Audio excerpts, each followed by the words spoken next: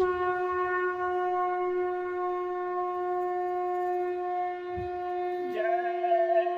गुरुदेव। जय गुरुदेव।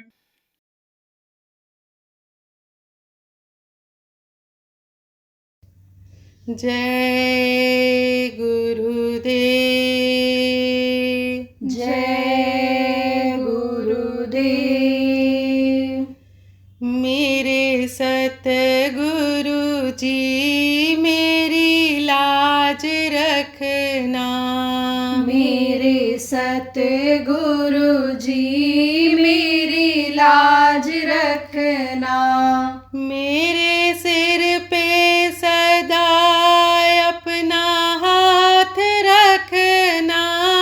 मेरे सिर पे सदा अपना हाथ रखना। मेरे सतगुरु जी मेरी लाज रखना। मेरे सतगुरु जी मेरी लाज रखना। हमें बस तेरा ही सहारा है। हमें बस तेरा ही सहारा है। बिन तुम्हारे कोई ना हमारा है। बिन तुम्हारे कोई ना हमारा है। मेरे सतगुरु जी मेरी लाज रखना। मेरे सतगुरु जी मेरी लाज रखना।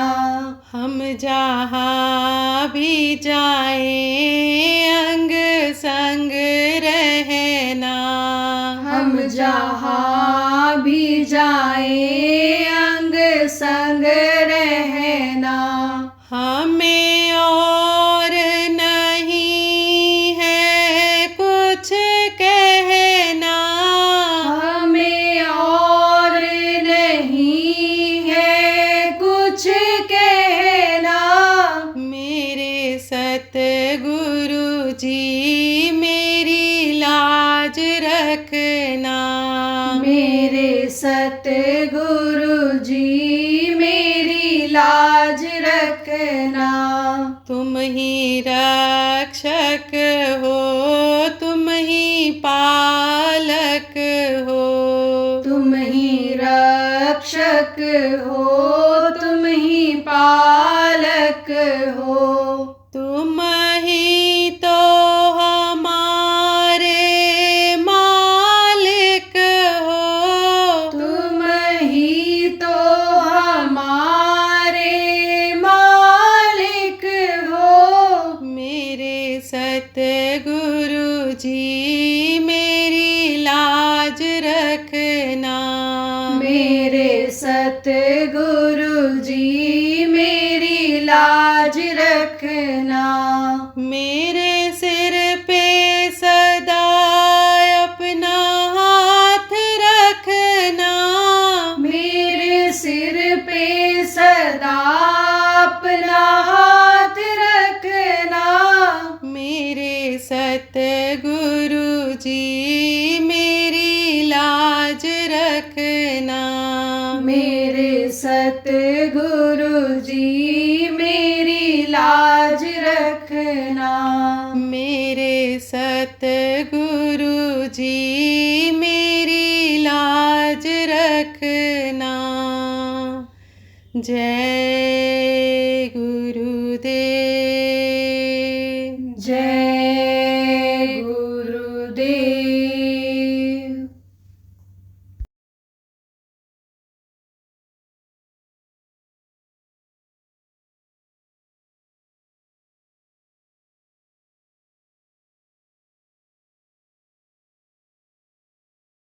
देखो प्रेम, ये हाथ पैर आँख कान सबके हैं। किसी का कद ऊंचा है, कोई लंबा है, कोई मध्यम, कोई छोटे कद का है, लेकिन आँख कान टट्टी पेशाब का रास्ता सबके हैं।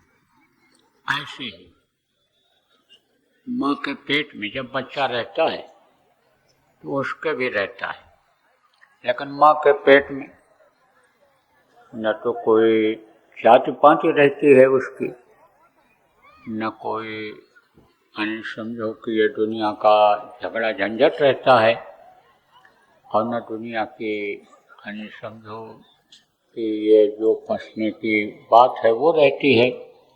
केवल एक बस बंधन रहता है, माँ के पेट से वो अपनी इच्छा अनुसार निकल नहीं सकता है। जब समय आता है, 9 महीना पूरा होता है, तब मृत्यु शक्ति उसको बाहर माँ के पेट से निकालती है। अब कोई कहीं जन्म लेता है, कोई कहीं लेता है, कोई कहीं लेता है, कोई भाषा हिंदी बोलता है, कोई पंजाबी बोलता है, कोई असम की भाषा बोलता है, कोई मराठी, कोई गुजराती, इस तरह की भाषा बोलते हैं लोग। जहाँ का जैसा खान पान होता है, जहाँ का जैसा काम होता है, उसी हिसाब से आदमी करने लगता है। आप देखो, जो काम माता पिता करते रहते हैं, परिवार वाले करते रहते हैं, वही काम में बच्चा भी लग जाता है। उसको जानकारी इस बात की नहीं हो पाती है कि अच्छा क्या है, बुरा क्या है, और ना जानते हुए बुराई करता चला जाता है। तो जैसे इस देश का नियम है, आपके घर का नियम है, समाज का नियम है, जाति बिरादरी का नियम है, ऐसे भगवान का भी नियम है। तो जब अनजान में ही जीवों को मारने काटने लगता है तो सजा मिल जाती है उसको। अब जब सजा मिल जाती है तो फिर नरक 84 में चला जाना पड़ता है।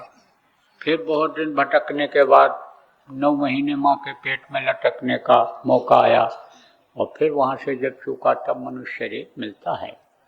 तो परिस्थितियाँ आदमी को ऐसी बना देती हैं। परिस्थितियों का कहा गया आदमी दास होता है। न तो समय पर जाड़ा हो रहा, न समय पर गर्मी हो रही, न समय पर बरसात हो रही। पहले था लागत कम लगती थी खेतों में, पर मुनाफा ज़्यादा होता था, और अब लागत ज़्यादा लगती है, मुनाफा कम होता है। तो समझो प्रेमियों, ये क्यों हुआ? इस वजह से हुआ कि लोगों का खान पान चाल चलन बिगड़ गया। आपको समझने की जरूरत है, क्या खाना चाहिए, क्या पहनना चाहिए, किस तरह से रहना चाहिए, इसकी जानकारी नहीं मिल पाई। क्यों? क्योंकि सत्संग नहीं मिला। कथा भागवत प्रवचन तो होता रहता है, लोग सुनते रहते हैं, लेकिन सत्संग नहीं मिलता है। देखो, सत्संग जल जब कोई पावे, महिलाई सब कट कर जावे। कितने संत आए, सत्संग, सेवा और भजन, इन्हीं 3 को प्रमुख उन्होंने ढाल बनाया। लोगों के बचाने के लिए काल के यानी समझो वार से, काल की तलवार से, काल के यानी समझो कि हथियार से यह ढाल बना दिया कि इससे लोगों की रक्षा होती रहे। देखो प्रेमी, सत्संग से लोगों को लाभ ही नहीं हुआ, जान तक बची। जब हनुमान जी जा रहे थे, कहाँ? लंका में प्रवेश कर रहे थे, लंका में जा रहे थे अंदर, तो लंकनी दरवाजे पर खड़ी थी। उसने रोका तो हनुमान जी रुके नहीं।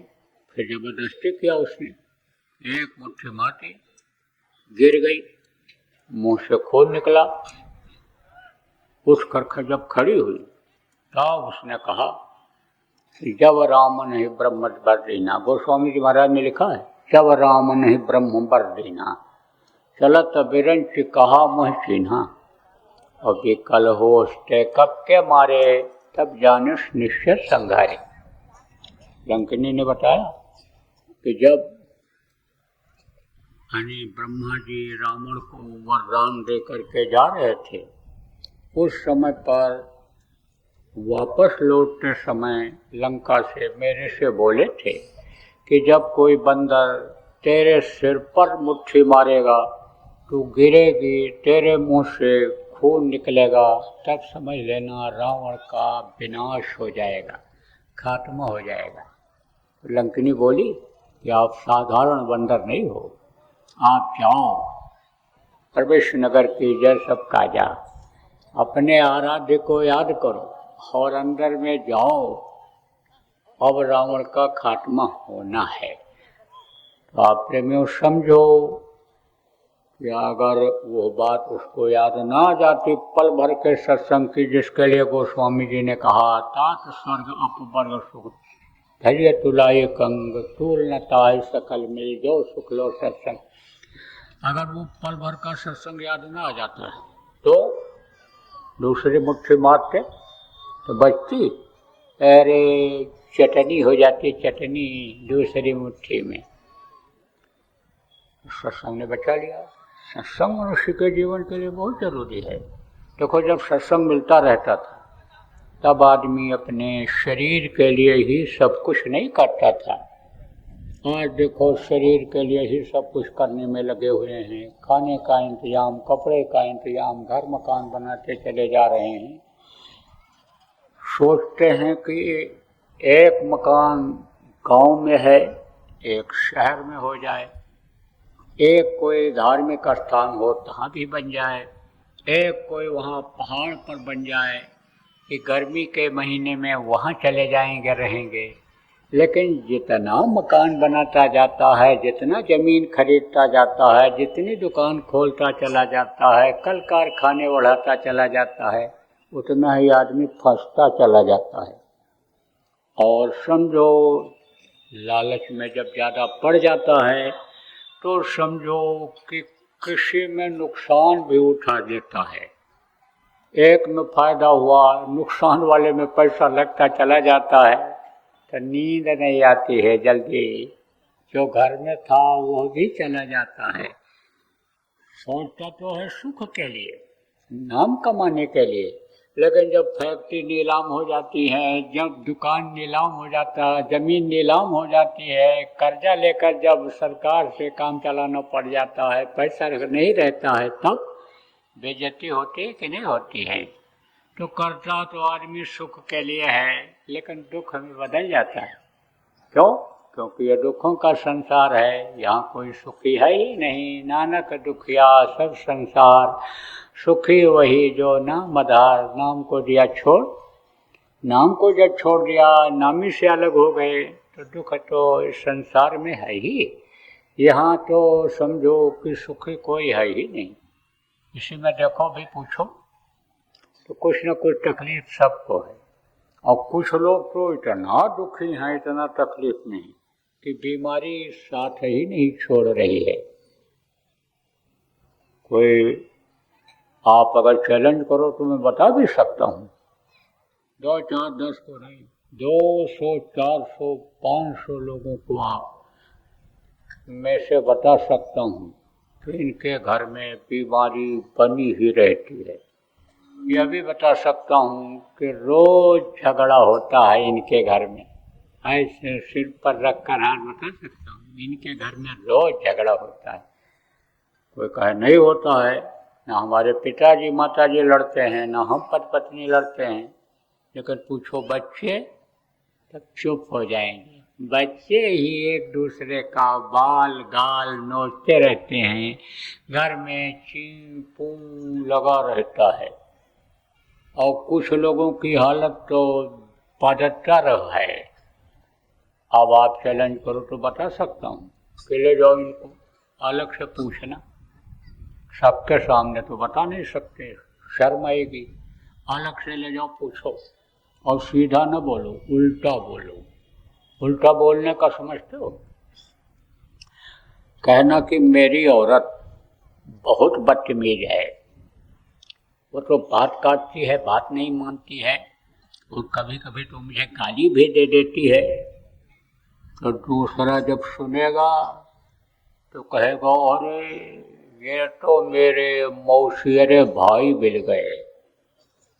ज़्यादा देर बातचीत करते रहोगे तो कहेगा भाई तुम तो तभी मज़े में हो, तुमको तो खाली गाली ही खानी पड़ती है, और मुझको तो कभी कभी थप्पड़ भी खाना पड़ता है। आप ये समझ लो कि मन की बात को कह ही देगा। ऐसे कोई औरत हो और दूसरे औरत से कहे जा करके बता दूं मैं, तो वो ये बोले कि मेरे पति भाई बहुत गाली गलौज करते हैं, बहुत गाली गलौज करते हैं, मैं क्या करूं, मुझको हर बात पर जलील करते रहते हैं। तो दूसरी औरत वो भी बोलेगी, अरे ये तो मेरी बहन मिल गई। वो भी बता देगी कि तुमको तो गाली ही देते हैं, मुझे तो शराब के नशे में आकर के मार पीट भी देते हैं, घर से बाहर भी धकेल देते हैं, निकाल देते हैं। तो कहने का मतलब ये है कि यह सब परेशानियां पहले नहीं थी। जब आदमी अपने शरीर के लिए ही नहीं कुछ करता, अपनी आत्मा को जगाता था, अपनी आत्मा को ऊपरी लोकों में ले जाता था, प्रभु का दर्शन करता था, देवी देवताओं का दर्शन करता था, तब आज की तरह से परेशानी नहीं थी। तो प्रेमियों देखो, इसी मनुष्य शरीर में ही प्रभु का दर्शन होता है, इसी में प्रभु की आवाज़ सुनाई पड़ती है। कहा पांचों नौबत बाजती हो छठी सोराग, या मंदिर खाली पड़ा बैठन लागे काग। देखो एक समय ऐसा आता है जब उम्र खत्म हो जाती है, तो जब उम्र खत्म हुई, सांस की पूंजी पूरी हुई, तो यह शरीर धड़ाम से गिर जाता है। तब इस पर गीध और कौवा हमला कर देते हैं। आप कहीं जा रहे हो, थकावट आ गई, पेड़ के नीचे बैठ गए, लेट गए, नींद आ गई, पेड़ के ऊपर जो गीध और कौवा बैठे रहेंगे, शरीर को काटेंगे, खाएंगे नहीं, लेकिन प्राण अगर निकल गया तो इसमें सड़न गलन बदबू आने लगती है, और वही बदबू उनके तक पहुंच जाती है। कहाँ? हवा के जरिए, जहाँ पर वो गीध और कौवा दूर रहते हैं, और वो चल पड़ते हैं और आकर के खाने लग जाते हैं। तो ये तो सबका होना है। क्या होना है? शरीर से जीवात्मा को निकलना है। प्राण जो ये 10 प्रकार के हैं, इसको निकलना है। क्यों? क्योंकि ये अमृत लोक है। यहाँ पर जितने भी लोग आए सब चले गए, चाहे राम जैसे भगवान हो, चाहे कृष्ण जैसे भगवान हो, चाहे कबीर गोस्वामी पलटू हो, चाहे आप देखो प्रेमियों बलवान धनवान हो, प्रतिष्ठावान हो, सबके सब चले गए। तो अब इस अमृत लोक से तो जाना सबको पड़ेगा, हमको भी जाना पड़ेगा और आपको भी जाना पड़ेगा। कोई यहाँ अमर है ही नहीं, ये अमृत लोक है। मृत्यु माने होता है बाहर निकालना। तो एक दिन यहाँ से बाहर जाना पड़ेगा, सबको जाना पड़ेगा। अब आप ये समझो कि जब प्राण निकल जाएंगे तब इस शरीर की कोई कीमत रह जाएगी? कोई कीमत नहीं रह जाएगी। इसको लोग कहेंगे जल्दी करो जल्दी करो जल्दी करो, ले जाओ जलाओ, नहीं तो मिट्टी खराब हो जाएगी। इतने आदमी बैठे हो, अभी किसी के शरीर के ऊपर हाथ रख करके कहो कि ये तुम्हारा मिट्टी है, कहेगा नालायक कहीं के, मिट्टी? ये मिट्टी है? मिट्टी दिखाई पड़ रहा है तुझको? अरे मोतिया बिंद हो गया आँख में, दिनौंधी हो रही है, रतौंधी रात को होती है, इसको दिनौंधी हो रही है, दिन में नहीं देख पा रहा, ये मिट्टी है? ये तो हीरा जैसी काया है, ये तो देव दुर्लभ शरीर है, देवता इसके लिए तरसते हैं, इसको दिखाई नहीं पड़ता है। लेकिन प्राण निकलने के बाद इसको लोग मिट्टी ही कहते हैं। चाहे राजा महाराजा का शरीर हो, सेठ साहूकार का हो, किसी का हो, प्रधानमंत्री राष्ट्रपति का हो, सबको मिट्टी ही कहते हैं और मिट्टी में मिला देते हैं। मुक्ति दिलाने ले जाते हैं। कहाँ?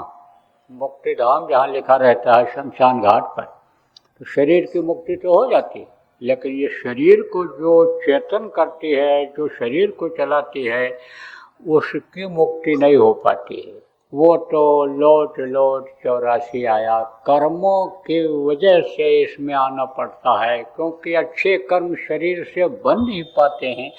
समझ नहीं पाता है इंसान किस काम के लिए शरीर मिला। वो तो समझता है खाने पीने मौज मस्ती के लिए ही मिला है, इसी में समय निकाल देता है तो कर्मों को सजा मिल जाती है। 84 नरकों में जाना पड़ता है। 84 किसको कहते हैं? ये कीड़ा मकोड़ा, सांप, गोजर, बिच्छू, ये जमीन पर चलने वाले पशु, जमीन पर चलने वाले आदमी, जमीन पर आनी, जमीन के नीचे रहने वाले कीड़े, आप समझो कि आसमान में उड़ने वाले पक्षी, जल में रहने वाले जल के जीव, मनुष्य के पसीने से पैदा होने वाले खटमल, जून, सीलर, पतंगे, ये सब जो क्या है, ये सब 84 के जीव हैं। तो इनमें जाना पड़ता है, इनमें सजा भोगनी पड़ती है, इधर जान बचाना पड़ता है। तो आत्मा को मुक्ति दिलाना जरूरी है। अब वो आत्मा की मुक्ति कहाँ से होगी, कैसे होगी, कैसे ये प्रभु के पास पहुँचेगी, प्रभु का दर्शन ये कैसे करेगी, प्रभु की आवाज़ को ये कैसे सुनेगी, यानी समझो कि उसका रास्ता जब कोई बताएगा। तो रास्ता है कहाँ है? इसी मनुष्य शरीर के अंदर में है। साधन धाम मोक्ष कर द्वारा, पाए न जे परलोक सवारा, साधना का घर, पूजा का मंदिर, इस मनुष्य शरीर को बताया गया।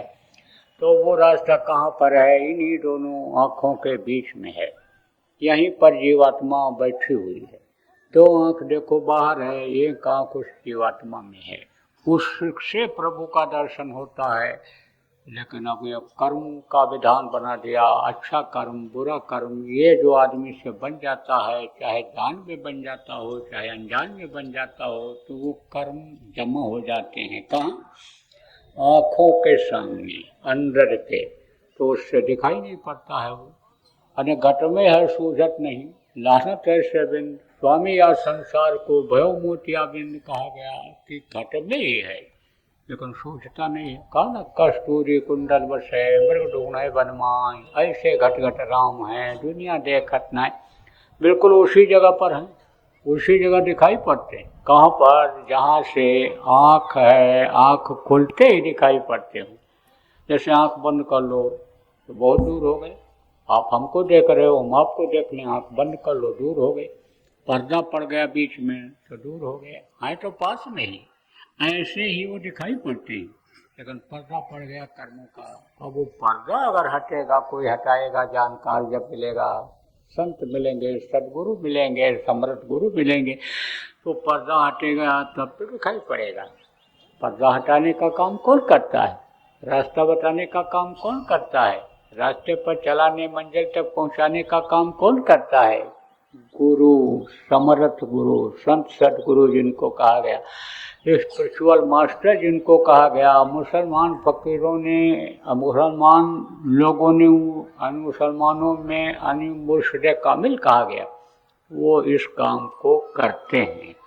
हमेशा इस धरती पर रहते हैं प्रेमियों, माँ के पेट से ही बाहर निकलते हैं, माँ के पेट में ही बनते हैं। ये सूर्य और चंद्रमा की गर्मी से रजबीज, ठंडी से रजबीज उत्पन्न होता है। जन्म प्रणामी विधिक्षेत्र, यह शक्तियाँ माँ के पेट में बनाती हैं। जल, पृथ्वी, अग्नि, वायु और आकाश से माँ के पेट में बनता है, और इन्हीं तत्वों से ये समझो कि शरीर चलता है। ऐसे हमारा आपका शरीर है, ऐसे ही महापुरुषों का, संतों का भी शरीर रहा है। इसी धरती पर रहते हैं, आसमान के नीचे रहते हैं, धरती पर चलते हैं, आसमान के नीचे रहते हैं, खाते हैं, जो अन्न पैदा होता है, फल फूल जो मनुष्य का भोजन है उसको खाते हैं, और टट्टी पेशाब भी करते हैं। लेकिन अपनी आत्मा को जगाते हैं। जिस काम के लिए ये मनुष्य शरीर मिला वो काम पूरा करते हैं। आप उसको भूल गए, किसको? माँ के पेट से वादे को। अधोमुखी जब रहे थे, थल सिर ऊपर पाँव, राखन हारा राखिया, जठर अगिन के लाओ, तू ही तो तुटकार थी, जब ताज पाजाब। और बाहर आकर भरमिया बहुत उठाए पाप, बाहर आकर के आप भूल गए, भूल और भ्रम के देश में फंस गए। लेकिन उनको याद रहता है, और वो अपनी आत्मा को समर्थ गुरु के पास जाकर रास्ता लेकर जगा लेते हैं। और जब उस प्रभु के पास आत्मा पहुंच जाती है तो उनमें ताकत आ जाती है।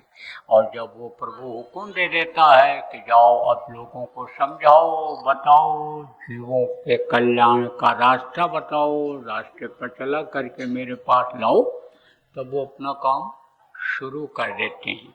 हमेशा रहते हैं इस धरती पर, कभी गुप्त रूप में, कभी प्रकट रूप में। गिरे बदरिया पाप की बरस दई अंगार, संत न होते जगत में, जल मरता संसार हमेशा रहे। तो आपको समझने की जरूरत है। तमाम आए ऐसे ऐसे अपने देखो, ये गुरु महाराज थे, ये जिनकी तस्वीर लगी हुई, या नहीं, जिनकी तस्वीर लगी।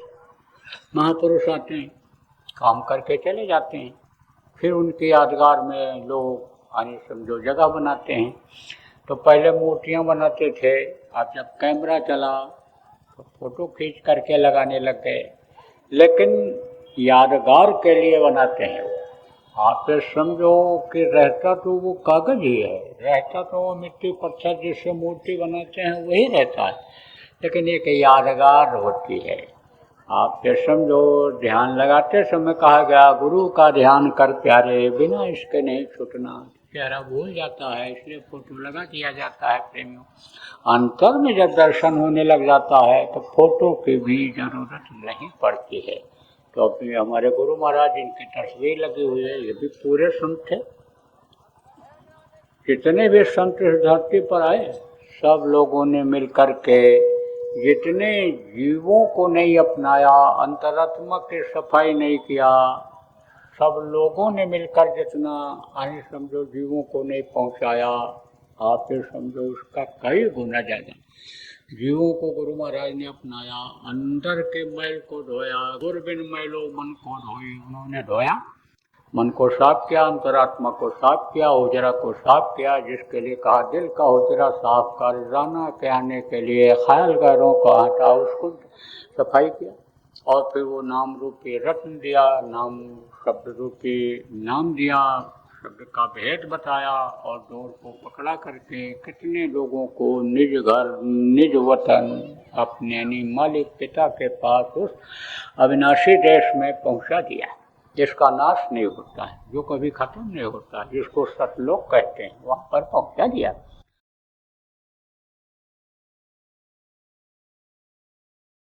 हिंदी तिथि के अनुसार भंडारा अपने लोग करते हैं, जानते हो। गुरु महाराज भी हिंदी तिथि से ही भंडारा अपने गुरु महाराज का करते थे।